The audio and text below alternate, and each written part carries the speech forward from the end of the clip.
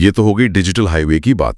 अब उस रास्ते पर आते हैं जिस पर शायद ज्यादा लोग चलते हैं और जो ज्यादा मुश्किल लगता है। जब मोबाइल नंबर आधार से लिंक ही नहीं है या वो नंबर बंद हो चुका है, तब क्या होगा? और यही वो स्थिति है जो ज्यादातर लोगों को परेशान करती है। सही बात है। स्रोत के मुताबिक अगर मोबाइल नंबर रजिस्टर्ड नहीं है तो ऑनलाइन सारे रास्ते बंद हो जाते हैं। मतलब? क्योंकि ओटीपी के बिना सिस्टम आपकी पहचान कंफर्म ही नहीं कर सकता।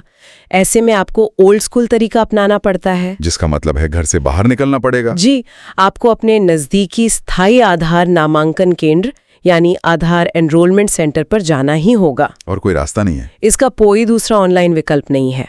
लेकिन इन सेंटर्स पर जाना भी तो अपने आप में काम है। लंबी लाइनें, भीड़ है। खासकर अगर कोई बुजुर्ग हैं या दूर दराज के गांव में रहते हैं, उनके लिए तो ये एक पूरे दिन का काम हो सकता है। आपकी बात बिल्कुल सही है। ये एक व्यवहारिक समस्या है। इसीलिए सलाह दी जाती है कि जाने से पहले UIDAI की वेबसाइट पर लोकेट एन एनरोलमेंट सेंटर का विकल्प इस्तेमाल करके। अच्छा, सेंटर पहले से खोज लें। हाँ, अपने सबसे पास वाला सेंटर खोज लें और हो सके तो पहले से पता कर लें कि वहां कितनी भीड़ होती है। ठीक है, मान लीजिए कोई सेंटर पहुंच गया, वहां क्या प्रक्रिया होती है? क्या बहुत सारे दस्तावेज लेके जाने पड़ते हैं? दिलचस्प बात यह है कि शायद आपको किसी भी दस्तावेज की जरूरत ना पड़े। अरे, क्योंकि वहां आपकी पहचान की पुष्टि आपके बायोमेट्रिक्स से होती है। मतलब उंगलियों के निशान से? हाँ, यानी आपकी उंगलियों के निशान या आंखों की पुतलियों के स्कैन से। ये डेटा तो आपका पहले से ही आधार के डेटाबेस में सुरक्षित है। लेकिन मैंने सुना है कि कभी-कभी फिंगरप्रिंट मैच नहीं होते, खासकर उन मजदूरों के जिनकी उंगलियां घिस जाती हैं या बुजुर्गों के मामले में। तब क्या होता है? ये एक बहुत ही जरूरी सवाल है। ऐसा बिल्कुल हो सकता है। तो फिर? इसीलिए वहां दो विकल्प होते हैं, फिंगरप्रिंट और आइरिस स्कैन, मतलब आंखों की पुतलियों का स्कैन।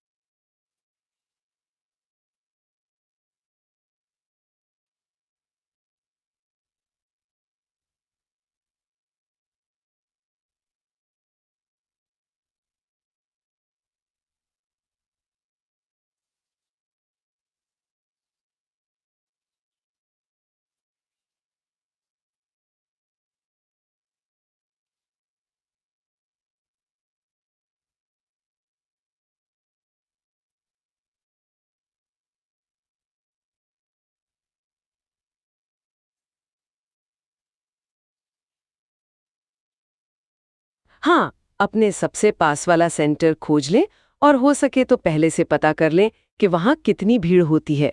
ठीक है, मान लीजिए कोई सेंटर पहुंच गया, वहां क्या प्रक्रिया होती है? क्या बहुत सारे दस्तावेज लेके जाने पड़ते हैं? दिलचस्प बात यह है कि शायद आपको किसी भी दस्तावेज की जरूरत ना पड़े। अरे, क्योंकि वहां आपकी पहचान की पुष्टि आपके बायोमेट्रिक्स से होती है। मतलब उंगलियों के निशान से? हाँ, यानी आपकी उंगलियों के निशान या आंखों की पुतलियों के स्कैन से। ये डेटा तो आपका पहले से ही आधार के डेटाबेस में सुरक्षित है। लेकिन मैंने सुना है कि कभी-कभी फिंगरप्रिंट मैच नहीं होते, खासकर उन मजदूरों के जिनकी उंगलियां घिस जाती हैं या बुजुर्गों के मामले में।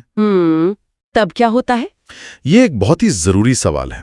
ऐसा बिल्कुल हो सकता है। तो फिर? इसीलिए वहां दो विकल्प होते हैं, फिंगरप्रिंट और आइरिस स्कैन, मतलब आंखों की पुतलियों का स्कैन। अच्छा, अगर एक काम नहीं करता तो ऑपरेटर दूसरे से कोशिश करता है। ज्यादातर मामलों में दोनों में से कोई एक जरूर मैच हो जाता है। ठीक है। पहचान कंफर्म होते ही वो आपको आपका आधार नंबर बता देंगे और एक प्रिंट आउट भी निकाल कर दे देंगे, जिसके लिए एक छोटी सी फीस लगती है। और ये सबसे अच्छा मौका भी है अपनी पुरानी गलती सुधारने का। बिल्कुल, स्रोत इस बात पर बहुत जोर देता है। जब आप इतनी मेहनत करके सेंटर तक पहुंच ही गए तो सबसे पहला काम ये करें कि अपना मौजूदा मोबाइल नंबर अपने आधार से लिंक या अपडेट करवा लें। उसी समय? हाँ, उसी समय।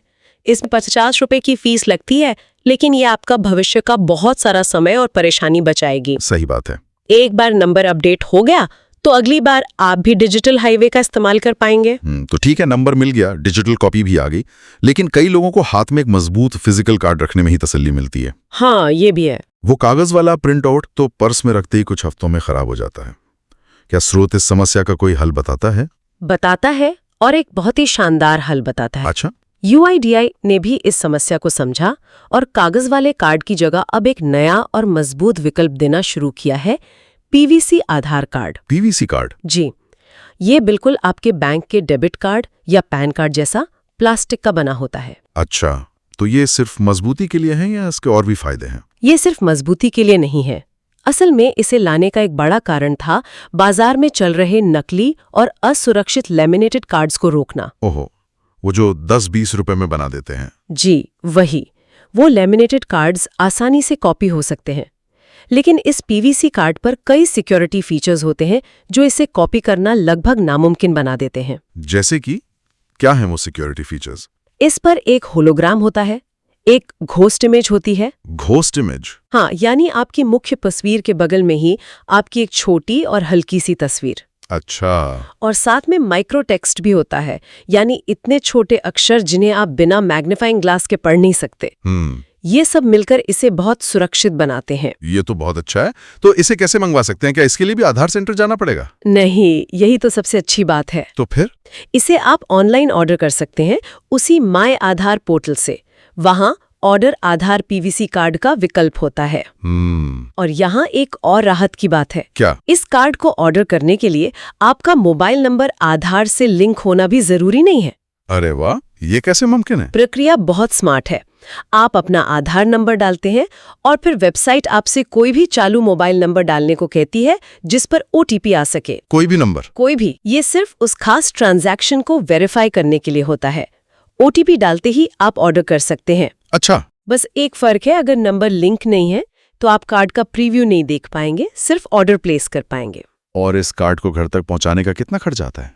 इसके लिए एक बहुत छोटी सी फीस है, सिर्फ 50 रुपए। बस 50 रुपए? जी, इसमें GST और स्पीड पोस्ट से भेजने का खर्चा सब कुछ शामिल है। पेमेंट ऑनलाइन हो जाती है और फिर 5 से 7 दिनों के अंदर ये मजबूत और सुरक्षित कार्ड स्पीड पोस्ट से आपके घर के पते पर पहुंच जाता है। तो कुल मिलाकर आधार कार्ड खो जाने पर अब पैनिक करने की कोई जरूरत नहीं है? बिल्कुल नहीं। हर स्थिति के लिए एक साफ रास्ता मौजूद है। जी। अगर मोबाइल नंबर लिंक है तो सब कुछ ऑनलाइन, और अगर नहीं है तो बस एक बार सेंटर जाने की मेहनत है। लेकिन समाधान वहां भी है। आपने बिल्कुल सही निचोड़ निकाला है। इस पूरे गाइड का सार यही है कि एक छोटी सी आदत, अपने मोबाइल नंबर को हमेशा आधार से अपडेट रखना, आपको भविष्य की बड़ी परेशानियों से बचा सकती है। सही बात है। अगर आपको प्रक्रिया पता है तो समस्या उतनी बड़ी नहीं लगती। बिल्कुल।